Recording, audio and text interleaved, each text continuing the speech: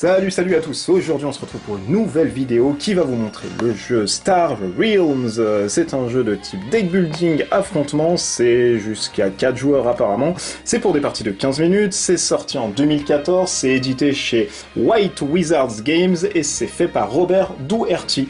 Alors cette boîte là apparemment n'est pas la boîte que vous allez avoir en achetant le jeu, je vais vous laisser voir ça avec Monsieur Smiling Mandy qui lui m'a prêté cette boîte et qui m'a permis de tourner cette vidéo et qui va vous expliquer en fait comment on joue. Donc aujourd'hui je vais rester un peu en back office et l'écouter pour voir comment ça joue parce que je n'ai strictement aucune idée de comment ça se joue. Et je laisse la parole à Monsieur Smiling Mandy. Salut les pères de l'espace. Donc Star Realms c'est un jeu type deck building, c'est-à-dire qu'on va devoir poser des cartes afin de générer des ressources pour acheter des cartes. Ces cartes-là vont finir notre défausse. Quand on aura fini de notre deck, on mélangera tout, on piochera des cartes et ainsi de suite. Tous ceux qui connaissent les jeux de deck building savent de quoi je parle. Donc le but du jeu, vous devez faire 50 points de dégâts adverses. Chaque joueur a 50 points de vie. Votre deck est composé de 10 cartes, 8 cartes de ressources 1 et 2 cartes de dégâts 1. Donc on va mélanger ces 10 cartes, on va en tirer, le premier joueur en prend que 3, le second joueur en aura 5. Donc là on génère une main au hasard, mais voilà. Hein. Donc on a 2 cartes de ressources 1 et une carte de dégâts. Donc là on les pose, et on dit on fait dans l'ordre que l'on souhaite. Tu peux faire tes achats, tes attaques, tes abilities, dans le sens où tu veux et comme tu veux, interrompre tes phases et revenir. Si le jeu se joue en 3 phases, poser tes cartes, jouer tes habilités, donc jouer tes cartes alliées ou pas, attaquer ou pas, jouer des cartes avec des effets de trash, donc je trash, je fais l'effet adéquat, puis je refais une attaque et ainsi de suite. On fait comme on veut, on est assez open, et la troisième phase c'est on refait sa main, on refait chaque carte. Donc là il existe 4 couleurs de vaisseaux, 4 factions, les verts, les jaunes, les rouges et les bleus. Les jaunes sont plutôt basés sur attaque et je pioche, les verts c'est du gros dégât, les bleus c'est du point de vie et des ressources, et les rouges c'est du gros dégât et du scrap. Ça on va y revenir. Donc le coût des vaisseaux se situe en haut à droite, le petit chiffre noir dans le rond jaune. Donc là le premier joueur en général il aura ou une thune ou 2 thunes ou 3 thunes, ça dépend de sa main. En l'occurrence pour 2 thunes il peut acheter s'il veut le vaisseau vert, le Battle Pod. Donc il achète, ça va dans sa défausse. Ou bien il peut acheter une carte qui coûte 2, qui rapportera 2 quand il la joue, et il peut la trasher, donc la jeter du jeu, pour faire 2 points de dégâts. Une fois qu'il achète une carte, on remplace immédiatement, pour qu'il y ait toujours 5 cartes à l'achat. Il existe différentes capacités sur chacun des vaisseaux, qui peut être, je pioche une carte, si jamais je récupère de l'argent, des ressources, je récupère des points de dégâts, ou bien je peux scraper une carte. Donc scraper une carte, c'est marqué, hein, soit vous scrapez de votre main, soit vous scrapez de votre défausse, soit vous scrapez sur les vaisseaux qui sont à l'achat. Scraper veut dire que vous le prenez et vous l'enlevez du jeu. Donc c'est utile de scraper sa main ou scraper sa défausse pour virer ces cartes un peu pourries, afin que quand on remélange, on n'ait que les cartes qu'on a achetées, que les cartes fortes. On élimine les cartes de base pour jouer que des cartes qu'on a achetées qui sont forcément plus fortes. Donc on a 50 points de vie à faire. Là en l'occurrence on a une main qui peut nous permettre d'acheter un vaisseau à 2 et faire 1 point de dégâts.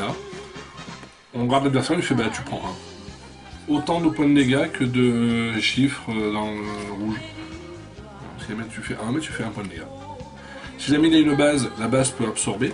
Alors ça c'est une base qui ne peut pas être détruite, tu peux la détruire si tu as envie, et celle qui absorbe c'est celle-là. C'est celle qui a le 5 blanc dans un bouclier noir.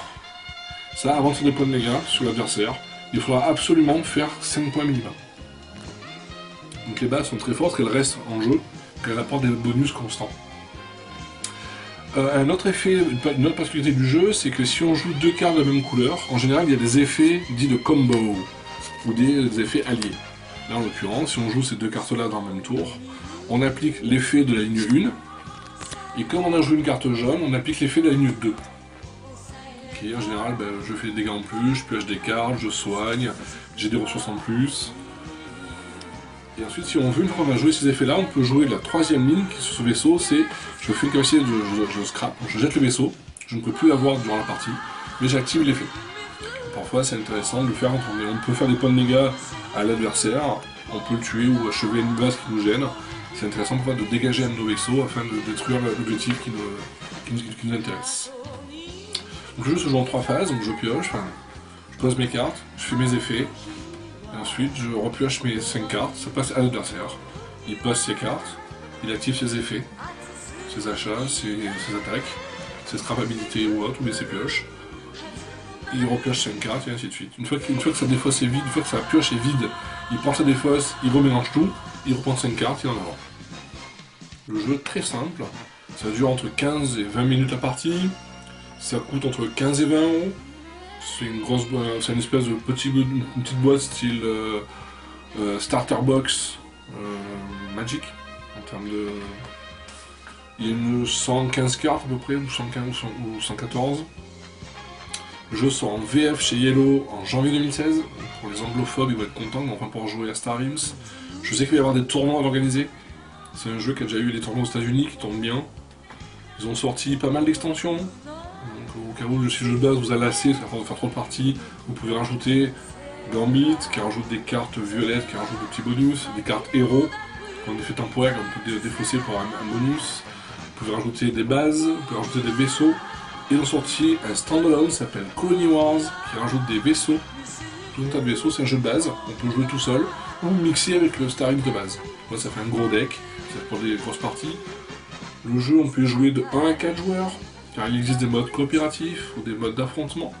Si on est en solo, on peut même affronter une IA qui est générée par un vaisseau pirate. C'est des règles toutes simples. C'est vraiment un très très bon jeu d'affrontement, un jeu apéritif. À ce prix-là, ça vaut pas le coup de passer à côté. Enfin, moi je vous recommande en tout cas, je suis bien fan. Donc on remonte la boîte. Hop, Star Realms, sorti en 2014 chez White Wizards Games, je vais y arriver. Et 2015-2016 plutôt chez Yellow apparemment. Bah voilà, si vous aimez les batailles galactiques, si vous êtes fan des mangas du style Cobra, Capitaine Flamme, et que vous aimez beaucoup vous choper là-dessus, ah bah allez-y, parce qu'apparemment ça a l'air d'être un bon jeu. Nous on fera une partie de toute façon ensemble, parce que j'ai vraiment hâte de tester, je ne connaissais pas du tout, et j'ai dû faire peut-être une partie avant, mais je m'en rappelais plus. Et pour ceux qui se demanderaient, ah oui mais c'est la boîte de base, etc. Non, ça c'est en fait une deck box, c'est ça, à peu près, qui coûte aux alentours de combien? 15 euros 15 euros, donc elle contient de quoi sliver les cartes. Ouais, parce que vous n'avez pas les sleeves en fait dans le jeu de base, si vous n'avez pas ça. Donc ça permet de ranger bien sûr tous les trucs avec des dividers, etc. qui sont... Donc c'est l'outil geek que tout fanboy se doit de posséder. Et que bien sûr tu as possédé, c'est ça. Oui mais j'étais obligé. Donc voilà, et ben je vais avoir du mal à remettre la boîte, mais bon, hop, voilà, ça y est, c'est remis. Hop, voilà, Star Realms, si vous aimez les batailles galactiques, allez-y. Si vous n'aimez pas les batailles galactiques, mais vous aimez le deck building, allez-y quand même, on sait jamais. Et puis voilà, et puis c'est tout, on va finir cette vidéo là-dessus. Merci encore, vous êtes de plus en plus nombreux à nous regarder, vous êtes de plus en plus nombreux à vous abonner, vous êtes de plus en plus nombreux à nous partager, et vous êtes peut-être de plus en plus nombreux à apprendre des règles avec ces vidéos, qui sont des fois peut-être un tout petit peu pas claires, etc. Mais on essaye de faire du mieux qu'on peut dans les plus brefs délais. Mais écoutez, portez-vous bien d'ici là, et puis à bientôt, ciao ciao. Au revoir.